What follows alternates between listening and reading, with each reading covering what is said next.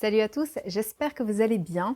Moi ça va très bien, je suis contente de vous retrouver aujourd'hui. On va parler de jeux de rôle. Ça faisait un petit moment que j'avais un jeu de rôle dont je voulais vous parler, que j'avais déjà évoqué plusieurs fois, et c'est Dieux ennemis. Vous allez voir, c'est très très spécial, mais c'est vraiment très chouette aussi.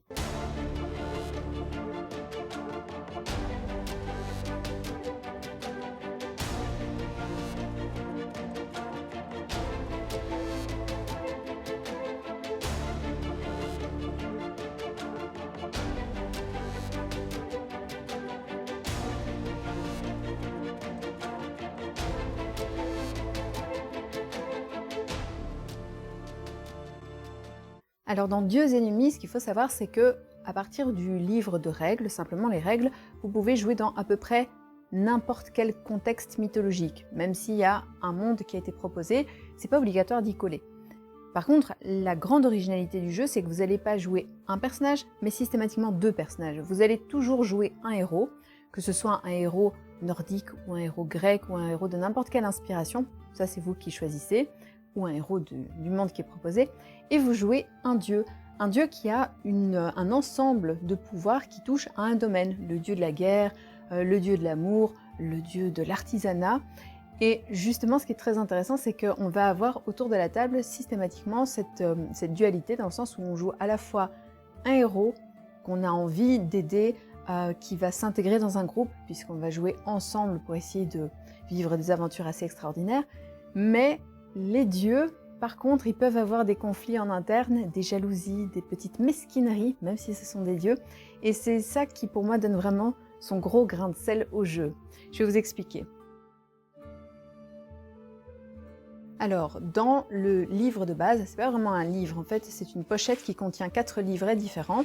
Vous allez avoir tout d'abord une espèce de feuillet qui fait office déjà de carte, une carte plus facile à lire que celle-ci, qui est très jolie, mais qui n'est pas forcément des plus claires, et surtout ça prend beaucoup de place sur la table, donc là j'ai déplié qu'une partie. Mais surtout vous allez avoir ceci, qui va être votre écran de jeu si vous voulez, et qui contient 4 livrets. Les livrets en question sont le livret des héros, qui apprend au maître du jeu et aux joueurs, en l'occurrence, comment jouer leur héros. Ce qui est très intéressant, c'est qu'on va vous expliquer aussi comment le créer, quel est son archétype, son histoire, etc.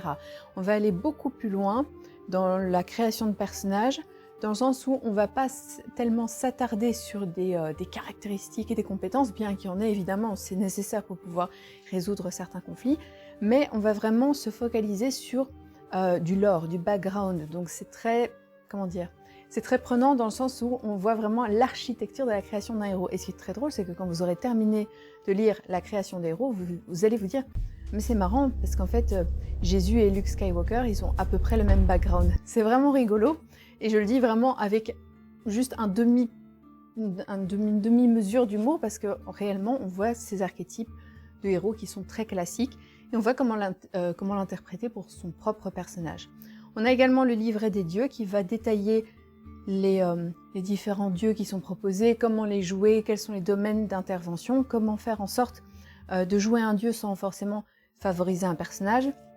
On voit assez vite que même les dieux ne sont pas tout puissants, ils sont limités par le niveau de dévotion autour de la table. C'est intéressant parce que ça oblige quelque part les joueurs à aussi se consacrer à d'autres domaines que juste la guerre. Parce que si on fait juste la guerre, en fait on a aucun moyen de recevoir une intervention divine sur d'autres domaines dans lesquels nos personnages sont impliqués. On a le livre des secrets qui, comme son nom l'indique, est plein de secrets que je ne vais pas vous révéler, mais qui vont donner au maître du jeu en tout cas des indications sur des antagonistes très importants, sur certains concepts théologiques, rapport au monde qui sont archi principaux en fait dans l'histoire, tout simplement parce que le MJ va pouvoir les intégrer petit à petit dans les aventures des joueurs, que ce soit au niveau de leur personnage héros ou de leur personnage dieu. Et puis on va avoir le livret d'aventure qui est aussi à destination du MJ, puisque ce livret rassemble 3 aventures différentes qui doivent être lues par le meneur de jeu pour pouvoir expliquer l'aventure que l'on va vivre. Donc c'est vraiment très bien découpé dans le sens où il y a cette espèce de progression. Livret des héros, on apprend très vite comment faire son personnage. Les dieux, c'est déjà un petit peu plus complexe, mais ça nous permet de comprendre comment les deux interagissent les uns avec les autres. Et puis pour le meneur de jeu, le livret des secrets puis le livret des aventures donnent une très très belle base pour pouvoir commencer à jouer. Comme je le disais, ça va servir d'écran. C'est un petit écran, mais honnêtement, il n'en faut pas beaucoup plus. Je ne pense pas que ce soit nécessaire. Et puis surtout, il y a tous les résumés avec les différents dieux et leur domaine d'intervention. Ici, les interventions divines, comment ça marche, qu'est-ce qu'on peut faire. En tant que dieu, on ne doit pas nécessairement toujours aider les personnages. On peut décider d'en pourrir par jalousie, par mesquinerie, par vengeance, par n'importe quoi, parce qu'on trouve que ce héros, il se la pète un peu trop et qu'en fait, il s'en sort beaucoup trop bien sans nous. Tiens, malédiction, c'est possible de faire ça, c'est possible d'être mauvais.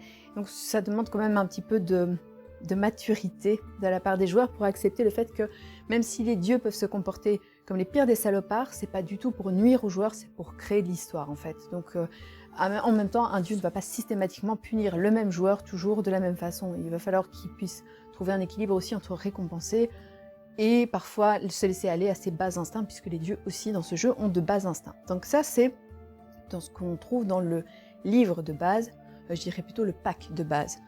Ensuite ont été sortis différents livrets qui sont à chaque fois concentrés sur un dieu. Il y en a, il y en a 7, je compte, je crois que c'est 7. Non, il y en a 8.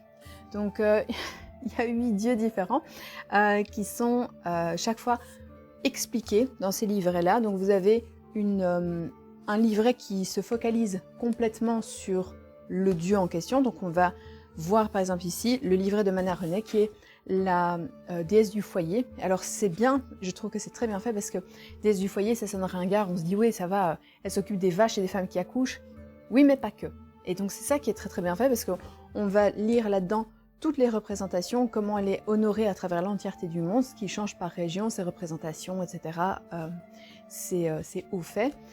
On va avoir également une description d'une région, donc ça c'est très très bien aussi parce que c'est systématiquement vraiment plongé dans le cœur de la région et le lier d'une manière très très intime avec le dieu, parce que ce dieu a d'une manière ou d'une autre fait en sorte d'intervenir sur cette région pour la faire fructifier, peu importe son domaine d'intervention.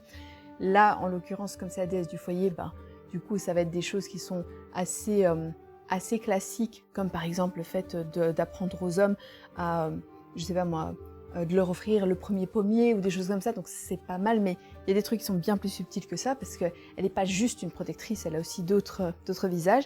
Et puis on va avoir une petite campagne, donc c'est un ensemble de petits scénarios qui vont se suivre et qui vont vous permettre d'explorer les différents problèmes auxquels sont confrontés les héros dans le monde dans lequel ils jouent. Et là-dedans, vous avez donc une carte détaillée de la région qu'on va explorer ici, principalement dans ce supplément qui est le supplément du foyer, une liste de noms de personnages. Et alors, je trouve que c'est génial parce que ça fait vraiment... ça étoffe très très fort le monde qui est présenté de manière un petit peu... Comment dire ? C'est presque un proto-monde qu'on vous offre dans le pack de base, et chacun de ces packs qui explore à la fois un dieu, ses aspects, une région et un scénario centré autour du dieu et de ses aspects et de la région, du coup ça étoffe et ça offre véritablement une chouette petite campagne pour un contexte en particulier. Donc c'est très bien fait, les illustrations sont chouettes, c'est que du noir et blanc. On pourrait peut-être reprocher le fait que c'est du feuillet qui est juste agrafé, on n'a pas de couverture vraiment rigide, il n'y a pas de... Enfin, tous les livrets sont séparés, mais je trouve que ça donne, je sais pas, un petit côté intéressant, quelque chose de presque un peu root, comme ça, qui est assez rigolo. Les illustrations sont très belles à l'intérieur, parce que régulièrement, on trouve des petits... soit les personnages sont illustrés, les dieux en l'occurrence, parce qu'ils ont vraiment une représentation physique, ou des lieux, les cartes sont extrêmement bien faites. Donc ça... Voilà, le point négatif du fait que ce soit sous forme de livret, je trouve que c'est contrebalancé par le fait que c'est vraiment très joli. Donc ça, c'est chouette, même si c'est que du noir et blanc. Et puis... Oui, donc il y a aussi une autre chose sur laquelle je voulais revenir, c'est que John Wick, l'auteur, c'est probablement son vrai nom, même si ça sonne comme un super badass qui a perdu son chien, est aussi l'auteur qui a fait notamment le jeu de rôle Septième Mer et Légende des Cinq Anneaux. Et on sent que sur celui-ci, il a voulu se faire plaisir en créant quelque chose de archi minimaliste au niveau du système de jeu, quelque chose de presque transposable dans n'importe quel univers. Parce que ce soit L5A ou Septième Mer, on est dans des univers extrêmement développés avec énormément de fluff et donc beaucoup de choses derrière où on se focalise plus sur l'histoire du monde dans lequel on joue et sur les différentes factions, les intrigues, etc., plutôt que sur un système.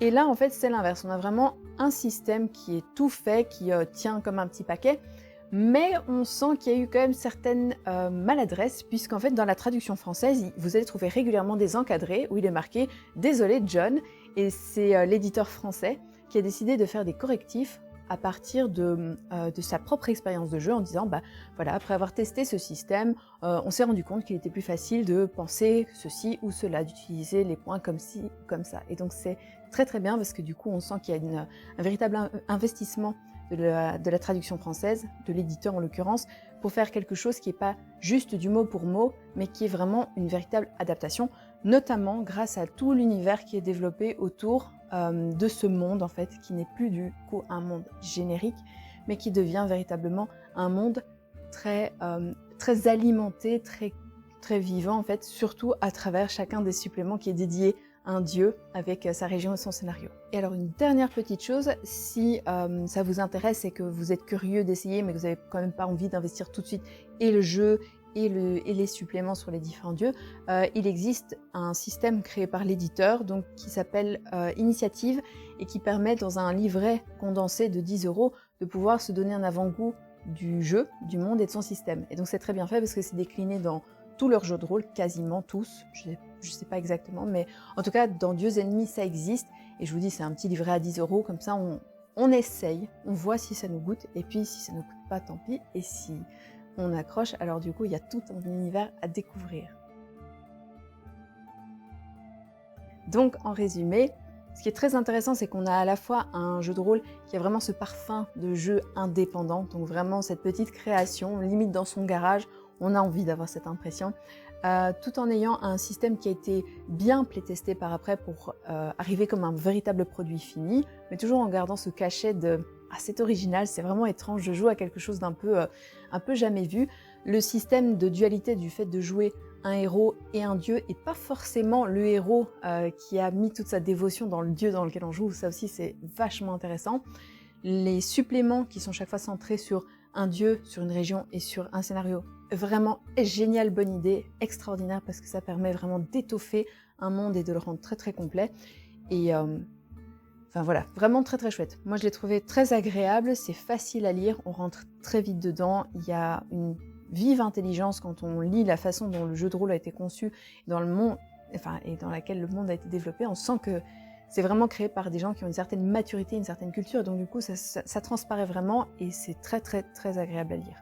Et comme je l'ai dit, si on doit retenir vraiment un point noir, c'est le fait que le matériel soit relativement fin. Le côté livret peut ne pas plaire à tout le monde. Effectivement, c'est tout en noir et blanc, mais moi je trouve que ça a son charme. Et l'écran de jeu est souple. Donc ça peut en rebuter certains, ça c'est vraiment les points qu'il faut retenir. Mais après, le jeu en soi n'est pas très très cher non plus, donc vu la quantité de contenu qu'il y a dedans, on peut laisser passer ce genre de petits points négatifs. Et voilà, moi j'ai terminé pour aujourd'hui. J'espère que cette présentation vous a plu, qu'elle vous aura donné envie de découvrir ce jeu, peut-être même juste à travers le système du livret Initiative. Sachez aussi qu'il a eu un prix, je pense que c'était le Grog d'Or 2020, donc le prix du meilleur jeu de rôle selon le site Le Grog, qui est un peu genre une référence en termes de jeu de rôle.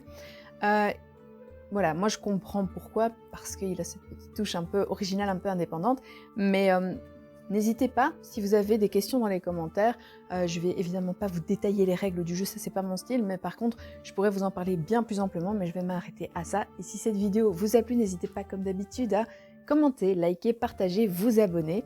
Et sinon, moi je vous fais des bisous, et je vous dis à la prochaine. Salut!